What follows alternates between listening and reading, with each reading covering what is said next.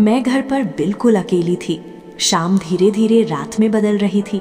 खिड़की से आती ठंडी हवा पर्दों को हिला रही थी और घर के हर कोने में एक अजीब सी खामोशी पसरी हुई थी। घड़ी की टिक टिक साफ सुनाई दे रही थी, जैसे हर सेकंड मेरे अकेलेपन को और गहरा कर रहा हो। मैं सोफे पर बैठी थी, हाथ में चाय का कप था, लेकिन दिमाग कहीं और ही खोया हुआ था। तभी अचानक दरवाजे पर ठन ठन की आवाज आई। मेरे हाथ से कप लगभग छूट ही गया। दिल की धड़कन एकदम तेज हो गई। मैंने घड़ी की तरफ देखा। रात के करीब 9 बज रहे थे। इस वक्त कौन हो सकता है? घर में और कोई नहीं था। डर और बेचैनी दोनों एक साथ दिल में घर कर गए। मैं धीरे धीरे उठी। हर कदम जैसे भारी लग रहा था। दरवाजे तक पहुंचने में जैसे सदियां लग गई हों। आवाज फिर आई, इस बार थोड़ी और साफ। ठन ठन। मैंने गहरी सांस ली और धीरे से पूछा, कौन? लेकिन बाहर से कोई जवाब नहीं आया। कुछ पल के लिए मैंने सोचा शायद मेरा वहम है, लेकिन तभी फिर से वही आवाज। अब डर थोड़ा बढ़ चुका था। मैंने कांपते हाथों से दरवाजे की कुंडी पकड़ी और धीरे धीरे उसे खोला।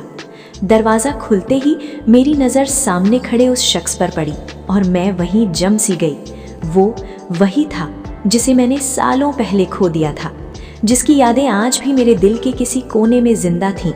वो मेरे सामने खड़ा था, हल्की सी मुस्कान के साथ, जैसे कुछ बदला ही ना हो, लेकिन उसकी आंखों में आज भी वही गहराई थी, वही प्यार।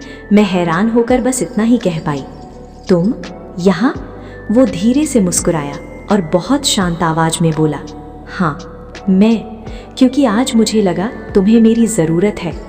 उसकी आवाज़ सुनकर जैसे मेरे अंदर छुपी सारी यादें एक साथ जाग गईं।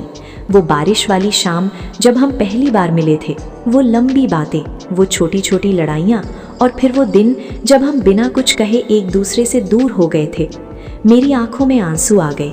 मैंने धीरे से पूछा, इतने साल बाद क्यों आए हो?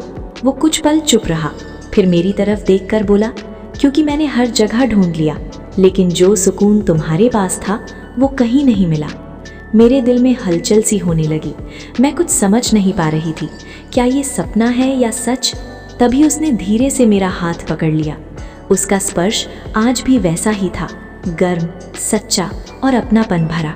वो बोला, शायद मैंने बहुत देर कर दी, लेकिन अगर अभी भी तुम्हारे दिल में मेरे लिए थोड़ी सी जगह है, तो क्या हम फिर से शुरू कर सकते हैं? उसकी आंखों में उम्मीद थी और मेरे दिल में तूफान। बाहर हवा तेज हो चुकी थी, लेकिन अंदर जैसे सब कुछ रुक गया था। मैंने उसकी तरफ देखा